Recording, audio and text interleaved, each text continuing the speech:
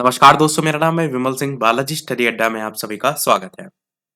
बिहार शिक्षक भर्ती फेज 3 को लेकर के मैथ हम ऑलरेडी स्टार्ट कर चुके हैं। नहीं देखा हो प्लेलिस्ट में देख लीजिएगा। साइंस भी हम स्टार्ट कर रहे हैं, जिसके अंतर्गत क्लास 6 का जो चैप्टर है भोजन के घटक कंपोनेंट्स ऑफ फूड, वो हम देखेंगे। पूरा टॉपिक आपका कवर करेंगे, फिर प्रश्नों की भी प्रैक्टिस करेंगे। और साथ ही साथ क्लास 6 जो हम आपको करा रहे हैं, ये पीआरटी पेपर के लिए है और क्लास 6 से 8 के लिए है। 6 से 8 में तो साइंस हमें यहीं से आना है, परंतु पीआरटी में भी आपका जो पेपर बनता है वो इन्हीं एनसीईआरटी और एससीईआरटी से बनता है। इसीलिए क्लास 6 से हम आपको ये करा रहे हैं। चलिए स्टार्ट करते हैं। चैप्टर का नाम है भोजन के घटक कंपोनेंट्स ऑफ फूड, अध्याय 1। पहले तो इसमें बेसिकली भोजन के बारे में बताया गया कि अलग अलग टाइप के भोजन होते हैं। फिर खाद्य पदार्थ जो है उनमें क्या होता है, तो प्रत्येक व्यंजन एक या अधिक प्रकार की कच्ची सामग्री से बना होता है, जो हमें पादप या जंतुओं से मिलता है। तो अलग अलग क्षेत्र, अलग अलग राज्यों के कुछ सामान्य भोजन है। जैसे पंजाब का अगर बात करते हैं तो मक्के की रोटी फेमस है, आपको पता है। दाल मांस का व्यंजन यहाँ पर राजमा है। सब्जियों में आप देखेंगे तो सरसों का साग है। और अन्य व्यंजन में यहाँ पर दही या घी है। आंध्र प्रदेश में आप देखेंगे तो चावल है। दाल मांस का व्यंजन आपका अरहर की दाल या रसम, इसको चारू के नाम से जानते हैं। सब्जियों में कुंदरू है और अन्य व्यंजन में मट्ठा, घी या अचार है। तो ये जो आपने ऊपर देखे, ये बेसिकली जो भी कच्ची सामग्री हैं, इनसे हमारे शरीर को कुछ आवश्यक घटक चाहिए होते हैं। इन घटकों को हम क्या कहते हैं? पोषक कहते हैं। और हमारे भोजन में जो मुख्य पोषक होते हैं, कौन-कौन से होते हैं? तो कार्बोहाइड्रेट, प्रोटीन, वसा, विटामिन और खनिज लवण, ये मुख्य पोषक होते हैं हमारे भोजन में। इसके अलावा हमारे भोजन में रुक्षांश और जल भी होता है। ये जो रुक्षांश और जल होते हैं, ये बेसिकली पाचन में हेल्प करते हैं। कुछ साधारण विधियों से हम ये जान सकते हैं कि कच्ची सामग्री या पके हुए भोजन में कौन एक या एक से अधिक पोषक आपका है। कार्बोहाइड्रेट, प्रोटीन और वसा के परीक्षण होते हैं अलग-अलग, जिनके माध्यम से हम उसमें किसी भी मतलब खाने वाली चीज में पता लगा सकते हैं कि उसमें प्रोटीन है या कार्बोहाइड्रेट है या वसा है। तो ये जो तीनों के बारे में आपका है, यहाँ से आपके क्वेश्चन बनते हैं। इन परीक्षणों को करने के लिए आपको आयोडीन, कॉपर सल्फेट और कास्टिक सोडा विलयन की आवश्यकता होगी। कुछ परखनली और एक ड्रॉपर की भी आवश्यकता होगी। कार्बोहाइड्रेट कई टाइप के होते हैं। हमारे भोजन में पाए जाने वाला जो मुख्य कार्बोहाइड्रेट होता है, वो आपका मंड और शर्करा के रूप में आपको देखने को मिलता है। यहाँ पर जो परीक्षण के लिए चाहिए आयोडीन, कॉपर सल्फेट और कास्टिक सोडा, ये अभी हम आगे एग्जाम्पल के माध्यम से आपको बताएँगे, तो आपको वहाँ पर पता चलेगा कि कहाँ पर यूज़ होगा। तो सबसे पहला पॉइंट है मंड के लिए परीक्षण। मंड के लिए परीक्षण की अगर बात करें तो खाद्य पदार्थ या कच्ची सामग्री की थोड़ी-सी आप सबसे पहले मात्रा लेते हैं, अल्प मात्रा। इसमें आप क्या करते हैं, तनु आयोडीन विलयन की 2 या 3 बूंदें डालते हैं। खाद्य पदार्थ के रंग में होने वाले परिवर्तन को देखते हैं। क्या ये नीला या काला हो गया? तो नीला या काला रंग मंड की उपस्थिति को दर्शाता है। आपको जो याद रखना है, मैं वही केवल हाइलाइट कर रहा हूँ, बाकी चीज़ें आपको केवल समझाने के लिए यहाँ पर लिखी गई हैं। तो जो यहाँ पर मैं हाइलाइट कर रहा हूँ, वो आपको एकदम रट लेना है। मंड के लिए परीक्षण पूछा जाएगा, तो आप कहेंगे नीला या काला रंग मंड की उपस्थिति को दर्शाता है, बस इतना। और ये जो उपस्थिति को दर्शाता है, इसके लिए यूज़ क्या करते हैं? तो तनु आयोडीन विलयन का यूज़ जो है वो करते हैं। फिर बात करते हैं आपका अगला प्रोटीन के लिए परीक्षण। प्रोटीन के लिए परीक्षण की अगर बात करते हैं, तो प्रोटीन के परीक्षण के लिए किसी खाद्य पदार्थ की थोड़ी मात्रा आप सबसे पहले लीजिए। और जिस खाद्य पदार्थ का परीक्षण आप करना चाहते हैं, अगर वो ठोस है तो पहले उसका पेस्ट बना लें, चूर्ण बना लें। और उसके बाद खाद्य पदार्थ की थोड़ी मात्रा को पीसकर, मसलकर उसके चूर्ण को एक साफ परख नली में डाल दें। 10 बूंद आप जल डालकर उसे अच्छी तरीके से हिलाएं। अब ड्रॉपर की सहायता से परख नली में 2 बूंद कॉपर सल्फेट का विलयन आप और साथ ही साथ 10 बूंद कास्टिक सोडा का विलयन जो है इसमें डालें। अच्छी तरीके से हिलाकर कुछ मिनट के लिए फिर से परख नली को देखेंगे, तो क्या जो परख नली है उसका पदार्थ बैंगनी रंग का हो गया है? तो बैंगनी रंग खाद्य पदार्थ में प्रोटीन की उपस्थिति को दर्शाता है। ऊपर आपने देखा था, यहाँ पर जो था तनु आयोडीन विलयन था। यहाँ पर आपका आयोडीन विलयन नहीं है, यहाँ पर कॉपर सल्फेट है 2 बूंद और 10 बूंद है कास्टिक सोडा। तो ये आपको याद रखना है कि कौन सा रंग है, बैंगनी रंग प्रोटीन की उपस्थिति को दर्शाता है। मंड जो था, जो ऊपर देखा था, वो था आपका नीला या काला रंग मंड की उपस्थिति को दर्शाता है। अब बात करते हैं वसा के लिए परीक्षण। तो वसा के लिए परीक्षण की अगर बात करते हैं, तो ये आपका खाद्य पदार्थ की आप अल्प मात्रा लें, इसमें कागज का टुकड़ा में लपेट कर कूटिए। फिर ध्यान रखें कागज फट ना जाए और अब आपको क्या करना है, कागज को सीधा कीजिए। ध्यानपूर्वक देखिए क्या इस पर तेल के धब्बे हैं? तो कागज को किसी प्रकार के सामने मतलब किसी भी वस्तु के सामने लाएँगे, तो आप देखेंगे धब्बे से होकर के वो आने वाला धुंधला प्रकाश दिखाई देगा। तो यहाँ पर मेन फ़ोकस किस पे किया जा रहा है? वसा के लिए परीक्षण, तेल के धब्बे। तो कागज पर तेल के जो धब्बे होते हैं, वो खाद्य पदार्थ में वसा की उपस्थिति को जो है वो दर्शाते हैं। खाद्य पदार्थ में कभी-कभी जल की भी कुछ मात्रा हो सकती है। इस दशा में इन पदार्थों को कागज को सुखा दीजिए और अगर खाद्य पदार्थ से कुल जल आया हो तो वो सूख जाएगा। उसके बाद अगर कागज पर तेल का कोई धब्बा नहीं रह गया होगा तो ये पता चल जाएगा कि खाद्य पदार्थ में वसा उपस्थित नहीं है। तो बस आपको इतना पता होना चाहिए, तेल का धब्बा खाद्य पदार्थ में वसा की उपस्थिति को दर्शाता है। अब आपके एनसीईआरटी में कार्बोहाइड्रेट कुछ कुछ स्रोत दिए गए हैं जिसमें बाजरा, चावल, गेहूँ, शकरकंदी, आलू, गन्ना, पपीता, तरबूज, आम, मक्का, ये सभी कार्बोहाइड्रेट के स्रोत आपको दिए गए हैं। तो आपको ये नाम पता इसलिए होने चाहिए, प्रश्न में ऐसे बन सकता है कि इनमें से कौन से कार्बोहाइड्रेट के स्रोत हैं या नहीं है। आगे बात करते हैं कि एनसीईआरटी में ही वसा के स्रोत भी दिए गए हैं, जिसमें आपका पादप स्रोत और जंतु स्रोत इस तरीके से दिया गया है। तो यहाँ पर आप देखेंगे तो जो बी ऑप्शन देख रहे हैं, वो आपके जंतु स्रोत वाले हैं और ए वाले पादप स्रोत हैं। तो ये तो आपको पता ही है, वसा के स्रोत में आपका घी है, दूध है, मक्खन है, क्रीम है, ये सब आपके आते हैं। अब विभिन्न पोषक हमारे शरीर के लिए क्या काम करते हैं? तो ये पॉइंट आपको सबसे पहला पता होना चाहिए कि कार्बोहाइड्रेट का काम होता है हमारे शरीर को एनर्जी देना, ऊर्जा प्रदान करना। वसा से भी ऊर्जा मिलती है, पर कार्बोहाइड्रेट की तुलना में वसा की समान मात्रा से हमें अधिक ऊर्जा जो है वो प्राप्त होती है। कंपैरिज़न भी आप याद रख सकते हैं। वसा और भी पोषक तत्व होते हैं जैसे प्रोटीन वगैरह, पर उसकी बात करने से पहले आपके एनसीईआरटी में कुछ चित्र दिए गए हैं। विटामिन ए के स्रोत दिए गए हैं, गाजर है, पपीता है, आम है, ये पता होना चाहिए। विटामिन बी के कुछ स्रोत दिए गए हैं जिसमें चावल, गेहूं और आपका यकृत है, ये पता होना चाहिए। विटामिन सी के भी कुछ स्रोत हैं जिसमें आपका नींबू, आंवला, मिर्च है आपका, अमरूद है आपका, संतरा है आपका, टमाटर है। तो ये विटामिन सी के कुछ स्रोत हैं। अब बात करते हैं आगे। तो प्रोटीन की अगर बात करें तो इसकी आवश्यकता किस लिए होती है? शरीर की वृद्धि के लिए, स्वस्थ रहने के लिए प्रोटीन युक्त भोजन को शरीर वर्धक भोजन जो है वो कहते हैं। जिम वगैरह जाएँगे तो प्रोटीन के थ्रू आपके शरीर में जो मसल्स होते हैं वो बनते हैं। विटामिन रोगों से हमारे शरीर की रक्षा का काम करता है। विटामिन हमारी आँख, अस्थियों, दाँत और मसूड़ों को स्वस्थ बनाए रखने में भी हेल्प करता है।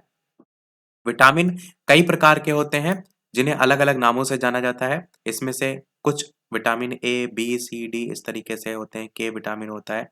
विटामिन का जो एक समूह होता है उसको कहते हैं विटामिन बी कॉम्प्लेक्स। हमारे शरीर को सभी प्रकार के विटामिन की अल्प मात्रा में आवश्यकता होती है। विटामिन ए यूज़ होता है हमारी त्वचा और आँखों को स्वस्थ रखने में। विटामिन सी आपका यूज़ होता है हमारे जो शरीर को रोग से लड़ने में बचाने के लिए रोगों से लड़ने में हमारी मदद करता है। विटामिन जो डी होता है वो हमारे अस्थियों और दाँतों के लिए कैल्शियम का यूज़ करने में हेल्प करता है। और विटामिन डी आपको पता है सूर्य का जो प्रकाश होता है उसमें भी विटामिन डी होता है। और अधिकांश खाद्य पदार्थ हैं जिनमें एक से अधिक पोषक तत्व होते हैं, वो आपको पता है। चावल की अगर बात करें तो चावल में कार्बोहाइड्रेट की मात्रा जो होती है वो ज़्यादा होती है। तो चावल कार्बोहाइड्रेट समृद्ध भोजन के रूप में जाना जाता है। ऊर्जा को लेकर के काम आता है, ये चीज़ ऊपर बताई थी मैंने। ये जो पोषक तत्व हैं, उनके अलावा हमारे जो शरीर होते हैं, उनको आहारी रेशे और जल की भी आवश्यकता होती है। अब आहारी रेशे और जो जल की आवश्यकता होती है, इसी को कहते हैं रुक्षांश। हमारे खाने में रुक्षांश की पूर्ति जो होती है, वो सलाद करते हैं। सलाद खाते हैं ना, तो वो मुख्यतः पादप उत्पादों से होती है। रुक्षांश के मुख्य स्रोत क्या हैं? जैसे साबुत खाद्यान्न है, दाल है, आलू, ताजे फल हैं और सब्जियाँ हैं। रुक्षांश हमारे शरीर को कोई भी पोषक नहीं प्रदान करते हैं, फिर भी ये हमारे भोजन के लिए आवश्यक अवयव हैं और इसका आयतन बढ़ा देते हैं। रुक्षांश क्या करने का काम करते हैं? बिना पचे हुए भोजन को बाहर निकालने में हमारे शरीर की सहायता करते हैं। तो वही मैंने स्टार्टिंग में बताया था कि मेन डाइजेशन में आपको हेल्प करते हैं। इसीलिए कहा जाता है खाने के साथ सलाद ज़रूर खाइए। आगे जल भोजन में उपस्थित जो पोषक होते हैं उसको क्या करता है? अवशोषित करने में हमारे शरीर की सहायता करता है। जो भी पोषक तत्व होते हैं उनको। और ये कुछ अपशिष्ट जो पदार्थ होते हैं जैसे कि मूत्र और पसीने को शरीर से बाहर निकालने में हेल्प करते हैं। शरीर को जितने जल की आवश्यकता होती है वो हमें उन वस्तुओं से प्राप्त होता है जिन्हें हम द्रव रूप में लेते हैं। जल, दूध, चाय तो आपको पता है। अब संतुलित आहार की बात करते हैं। संतुलित आहार आप जानते हैं कि हमारे शरीर की वृद्धि विकास के लिए चाहिए संतुलित आहार। बैलेंस डाइट जिसको कहते हैं। अब दालें हैं, मूँगफली है, सोयाबीन है, अंकुरित बीज है, किण्वित अंकुरित बीज में भी मूँग और चना है, किण्वित भोजन जैसे दक्षिण भारतीय भोजन जैसे इडली है, आटे का मिश्रण मिस्सी रोटी, थेपला, अनाज, दाल, इनसे बना केला, पालक, सत्तू, गुड़, इस प्रकार के अन्य भोजन कई पोषक उपलब्ध कराते हैं। तो कोई व्यक्ति अल्प व्यय में भी संतुलित आहार खा सकता है। उचित प्रकार का भोजन करना जो है वो पर्याप्त नहीं होता है, इसलिए इसे उचित तरीके से पकाना भी चाहिए। इस चीज़ को भी ध्यान दीजिएगा कि अगर उचित तरीके से नहीं पकाते हैं तो पोषक तत्व नष्ट होने की संभावना भी रहते हैं। अब ये चीज़ आपके एससीईआरटी में भी लिखी हुई है कि जब आप छिलका उतार कर अगर सब्जियाँ और फलों को धोते हैं, तो ये एक संभावना रहती है कि उनके जो विटामिन होते हैं वो नष्ट हो जाते हैं। सब्जियों और फलों की त्वचा में कई महत्वपूर्ण विटामिन होते हैं। सब्जियों की और फलों दोनों की त्वचा में कई महत्वपूर्ण विटामिन होते हैं, खनिज लवण होते हैं। चावल और दालों को बार-बार धोने से भी आपका ये फ़र्क पड़ता है कि आपका उसमें जो उपस्थित विटामिन होते हैं, कुछ खनिज लवण होते हैं, वो आपके अलग हो सकते हैं। यदि भोजन पकाने में अत्यधिक जल का उपयोग किया जाता है, तो बाद में उसे फेंक दिया जाता है, तो कोई लाभदायक प्रोटीन और खनिज लवणों की हानि हो जाती है, तो उसे फेंका नहीं जाना चाहिए। पकाने में जो है विटामिन सी आसानी से गर्मी से नष्ट हो जाता है।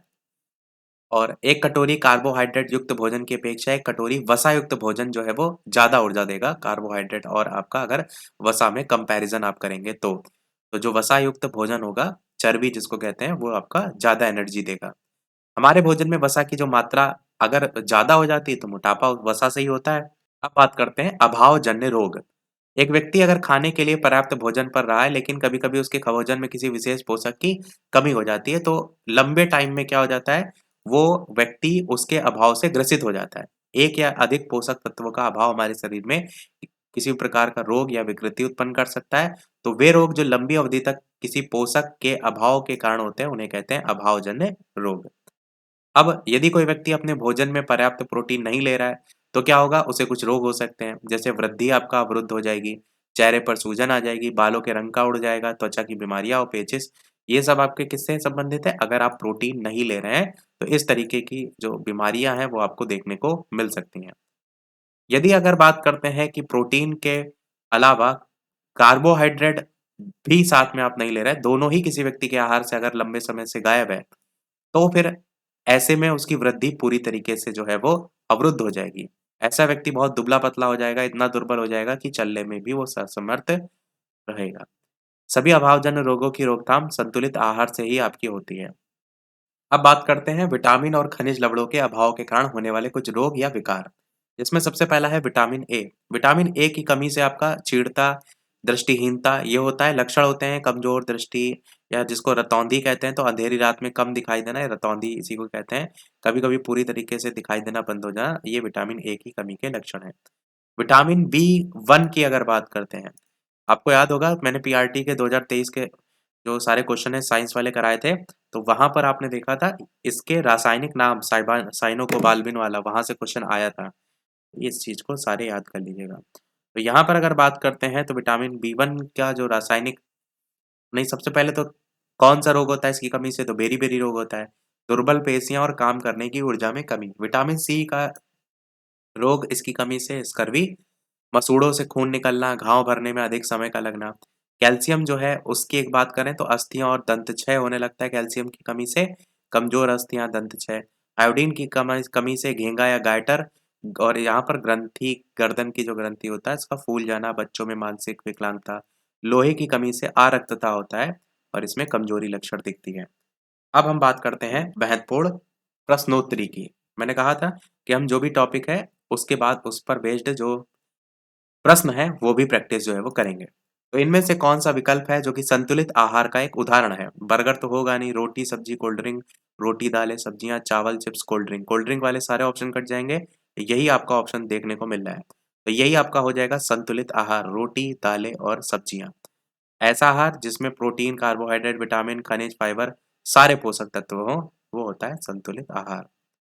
इनमें से कौन-सा अपने आप में संतुलित भोजन है और किशोरों के लिए अच्छा माना जाता है? दालें, रोटी, चावल या दूध या फिर सब्जी? तो आंसर की बात करते हैं तो दूध आपका एक संपूर्ण पौष्टिक आहार के रूप में जो है वो माना जाना जाता है, क्योंकि इसमें बहुत सारी चीज़ें होती हैं। Calcium, magnesium, zinc, phosphorus, iodine, potassium, folic acid, vitamin A, vitamin D, riboflavin, vitamin B12, protein, स्वस्थ फैट, बहुत सारी चीज़ें होती हैं। यहाँ से आपको पता होना चाहिए, क्वेश्चन पूछा जा चुका है कि केसीन जो प्रोटीन है दूध में पाया जाने वाला, जो कि दूध को सफ़ेद रंग देता है। याद होगा आपको, ये क्वेश्चन आ चुका है। दूध को सफ़ेद रंग केसीन प्रोटीन जो है वो देता है। ऐसे क्वेश्चन उठाए जाते हैं किसी न किसी लाइन से। अगला देखते हैं, इनमें से किस खाद्य पदार्थ में आयरन प्रचुर मात्रा में पाया जाता है? चावल, मक्खन या फिर गुड़ या फिर दूध? आंसर की बात करते हैं तो आपका आयरन गुड़ में जो है वो पाया जाता है। गुड़ में आयरन प्रचुर मात्रा में आपका होता है। हमारे शरीर में आयरन एक महत्वपूर्ण घटक है। त्वचा, बालों, कोशिकाओं और अन्य चीज़ों को बनाए रखने के लिए, थकान को दूर करने में भी मदद करता है। कमी से क्या होता है? इसकी कमी से सांस की तकलीफ, कमजोरी, सिर दर्द, चक्कर आना, भूख कम लगना, ये सब बीमारियां जो है वो होती हैं। आयरन की बात यहाँ पर हो रही है। अगला कह रहे हैं, इनमें से कौन-सा अपने आप में एक संतुलित आहार है? तो दूध आपको बता चुके हैं। अगला कह रहे हैं, इनमें से किस भोजन को बॉडी बिल्डिंग भोजन कहा जाता है?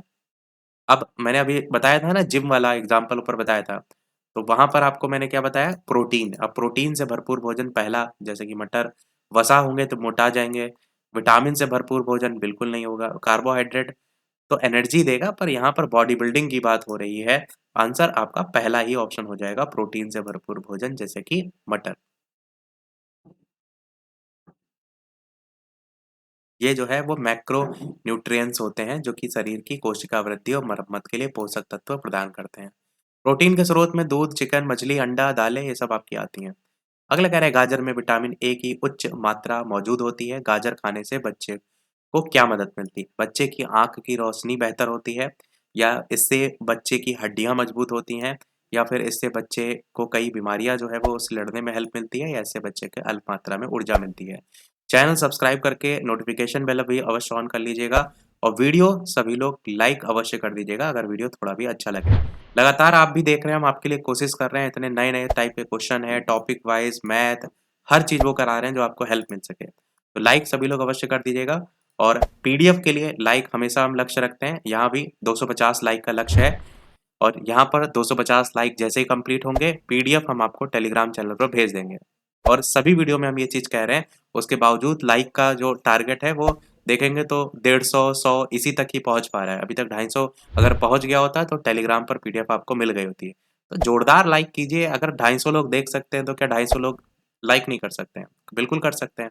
और ये सारी चीज़ें फ्री ऑफ कॉस्ट पढ़ाई जा रही हैं। ऐसा भी कुछ नहीं है कि कोई आपसे ₹10, ₹50, ₹100, ₹1000 बैच के नाम पे माँग रहा है। तो अगर कोई अपनी तरफ से मेहनत कर रहा है तो थोड़ी-सी मेहनत आप भी कीजिए। आंसर की बात करते हैं, यहाँ पर कौन-सा हो जाएगा? आंसर यहाँ पर पहला, इसमें बच्चों की आँख की रोशनी बेहतर हो जाएगी, विटामिन ए गाजर में आपका होता है। बाकी अगर बात करते हैं तो विटामिन ए की खोज किसने की थी? तो वो नाम यहाँ पर दिया गया है, मैकुलम और मार्गुराइट डेविस ने। रासायनिक नाम आप जानते हैं, विटामिन ए का रेटिनॉल है। तो ये वसा में घुलनशील विटामिन है, विटामिन आँखों की वर्णक के लिए तो बता ही चुके हैं। मुख्य स्रोत इसके कौन-कौन से, वो याद रख सकते हैं। गाजर है, पीली मक्का है, हरी पत्तेदार सब्जियाँ हैं, यकृत है, दूध है। अगला देखते हैं, इनमें से किस आहारी घटक की प्रति ग्राम मात्रा मनुष्यों में अधिकतम ऊर्जा जो है वो प्रदान करती है? प्रोटीन है, वृक्षांश है, कार्बोहाइड्रेट है, वसा है? आंसर यहाँ पर वसा हो जाएगा। वसा शरीर को ऊर्जा प्रदान करने वाले प्रमुख खाद्य पदार्थ है। वसा के अणु ग्लिसरॉल और वसा अम्ल के संयोग से बनते हैं। कार्बोहाइड्रेट की तरह वसा भी कार्बन, हाइड्रोजन, ऑक्सीजन के यौगिक जो है वो होते हैं। इसके जल में पूर्णतः ऑक्सीकरण से 9.3 किलो कैलोरी ऊर्जा जो है वो मिलती है वसा के। ये पॉइंट नंबर याद रखिएगा। वसा के स्रोत में देखेंगे तो दूध है, मांस है, मछली है, मूंगफली का तेल है, घी है, ये सब आपके वसा के स्रोत हैं। ये ऊर्जा मैंने पहले ही बताया था, ऊर्जा में ये और कार्बोहाइड्रेट 2 ही नाम देखने को मिलते हैं। अगला क्वेश्चन है, साइनोकोबाल्मिन, यहीं से क्वेश्चन आया था मैं पीआरटी में, आपके बिहार शिक्षक भर्ती में। तो ये डैश विटामिन का मानव निर्मित रूप है। बी12, बी6, बी2 या बी1? तो बता चुके हैं, बी12 जो है इसका नाम है, और बी6 का नाम है पायरिडॉक्सिन, बी2 का नाम है राइबोफ्लेविन, बी1 का नाम है थायमीन, बी5 का नाम है पेंटोथेनिक अम्ल। ये सारे याद रखिएगा क्योंकि कोई भी इनमें से पूछा जा सकता है। इनमें से कौन-सा तत्व है जो कि मानव रक्त के हीम का भाग है? मैंगनीज, लौह, कोबाल्ट या मैग्नीशियम? आंसर यहाँ पर लौह जो है वो सही हो जाएगा। आरबीसी में हीमोग्लोबिन पाया जाता है जिसमें लौह युक्त रंजक हीम होता है आपका, जिसके कारण रक्त का रंग क्या होता है? लाल होता है। तो ये जो आप देख रहे हैं हीम, पिगमेंट जिसमें लौह रक्त रंजक हीम होता है, और विद्यमान हीम में विद्यमान लौह युक्त जो यौगिक होता है वो हिमैटिन जो है वो कहलाता है। अगला क्वेश्चन है, हीनता जन्य रोगों के संदर्भ में रिकेट्स डैश की कमी के कारण होता है। सी, डी, डी या B12 आंसर हो जाएगा आपका विटामिन डी। विटामिन डी की कमी से होता है आपका रिकेट्स। अब बाकी भी देख लीजिए, विटामिन ए की रासायनिक नाम रेटिनॉल है, कमी से रतौंधी होता है। B12 की कमी से रक्ताल्पता होता है और नाम इसका साइनोकोबाल्मिन है। विटामिन ई की कमी से बंध्यता रोग होता है और आपका टोकोफेरॉल इसका रासायनिक नाम है। विटामिन डी का रासायनिक नाम कैल्सीफेरॉल है और इसका जो रोग होता है इसकी कमी से वो रिकेट्स नामक रोग होता है। अगला कह रहा है, मछली से प्राप्त कॉड लिवर तेल किस विटामिन का समृद्ध स्रोत है? Vitamin C, vitamin B12, vitamin D या विटामिन B1? तो मछली से प्राप्त कॉड लिवर आपका विटामिन डी जो है इसका जो है वो स्रोत है। मछली से प्राप्त कॉड लिवर तेल विटामिन डी का समृद्ध स्रोत है। मछली का जो तेल होता है उसमें ओमेगा 3 वसा अम्ल आपका EPA और DHA होता है, तो ओमेगा 3 वसा अम्ल होता है, इस बात को ध्यान रखिएगा। अगला है, विटामिन सी की कमी से कौन-सा रोग होता है? रिकेट्स है, बेरी-बेरी है, स्कर्वी है, नाइट ब्लाइंडनेस है, कौन-सा सही होगा? आंसर यहाँ पर स्कर्वी जो है वो सही हो जाएगा। स्कर्वी जो है विटामिन सी की कमी से होने वाला रोग है। इसकी कमी से मसूड़े सूज जाते हैं और दाँत जो है वो गिरने लगते हैं। विटामिन सी का रासायनिक नाम एस्कॉर्बिक एसिड है। विटामिन सी जितने भी खट्टे आपको फल देखने को मिलते हैं, संतरा, नींबू, आंवला, टमाटर, इन्हीं में जो है ये पाया जाता है। अगला कह रहा है, केला किस विटामिन का एक अच्छा स्रोत है? ए, सी, डी या बी? तो केला जो है आपका विटामिन बी का एक अच्छा स्रोत है। विटामिन बी में भी विटामिन B6 इसका जो है ये अच्छा स्रोत है। केला विटामिन सी का भी एक अच्छा स्रोत है। इसके अलावा केले में विटामिन ए, लोहा, फास्फोरस ये सब भी जो है वो पाया जाता है। अगला क्वेश्चन आपका है, उस विटामिन का नाम बताएं जिसकी कमी के कारण अत्यधिक खून बहने लगता है। Vitamin A, B, C, A, B, K या सी? आंसर हो जाएगा विटामिन के। विटामिन के की कमी होने के कारण अत्यधिक खून बहने लगता है। इस विटामिन का रासायनिक नाम क्या है? फाइलोक्विनोन। और ये आपका रक्तस्रावी जो रोधी विटामिन है उसके रूप में जो है वो जाना जाता है। ये भी पॉइंट पूछा जाता है कि यकृत में जो है आपका प्रोथ्रोम्बिन के निर्माण के लिए जो है ये आवश्यक है। मानव शरीर में इस विटामिन की कमी होने से क्या होता है? रक्त का थक्का जो है वो नहीं बनता है। कटे हुए स्थानों पर रक्त का स्राव बहुत अधिक होता है। ये हरी पत्तेदार सब्जियां, टमाटर इन सभी में जो है आपका पाया जाता है। विटामिन ए, बी, सी इन तीनों के बता चुके हैं, एक बार फिर से देख लीजिए। विटामिन ए का रासायनिक नाम रेटिनॉल और कमी से रतौंधी। विटामिन बी का रासायनिक नाम थायमीन, कमी से बेरी-बेरी। विटामिन सी का रासायनिक नाम एस्कॉर्बिक एसिड और कमी से स्कर्वी। अगला क्वेश्चन कह रहा है, इनमें से किसकी कमी से रिकेट्स बीमारी होती है? बता चुके हैं विटामिन बी नहीं, विटामिन डी आपका ऑप्शन जो है यहाँ पर सही हो जाएगा। विटामिन डी से रिकेट्स बच्चों में होती है ये। विटामिन ए से रतौंधी, विटामिन बी से बेरी-बेरी, विटामिन सी से स्कर्वी। अगला कह रहा है, बेरी-बेरी एक रोग है, तो बता चुके हैं बेरी-बेरी आपका विटामिन B1 यही जो है वो सही हो जाएगा।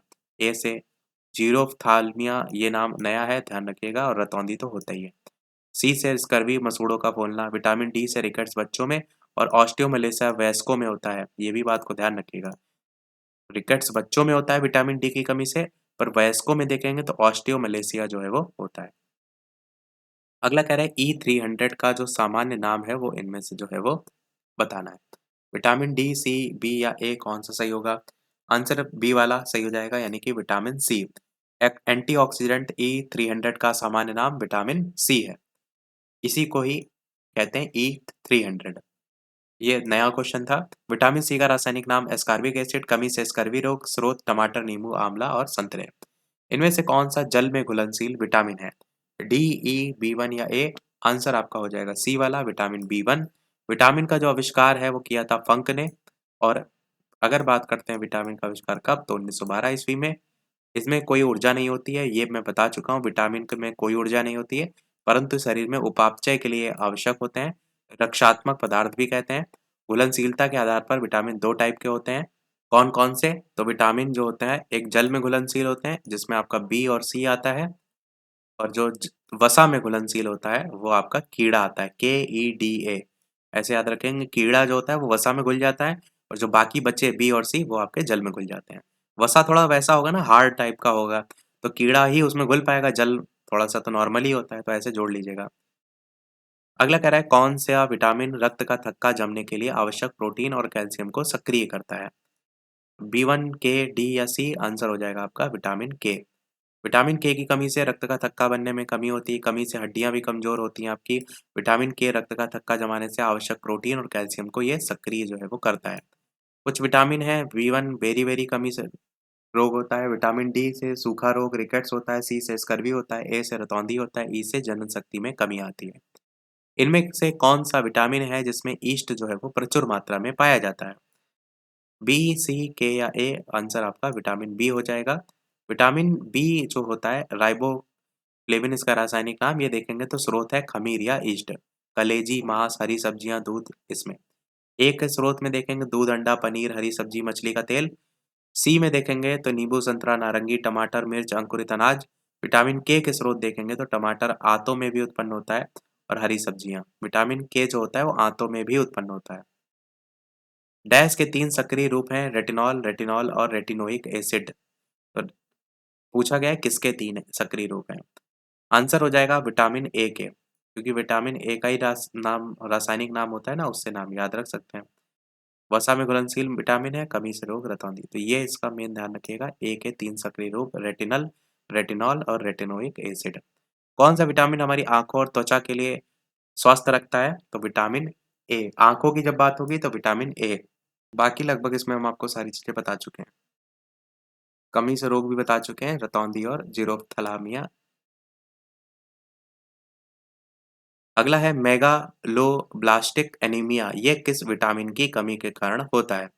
बी2, सी, बी9 या ए? आंसर हो जाएगा विटामिन बी9। विटामिन बी9 की बात करें तो मेगालोब्लास्टिक एनीमिया इसकी कमी से होता है।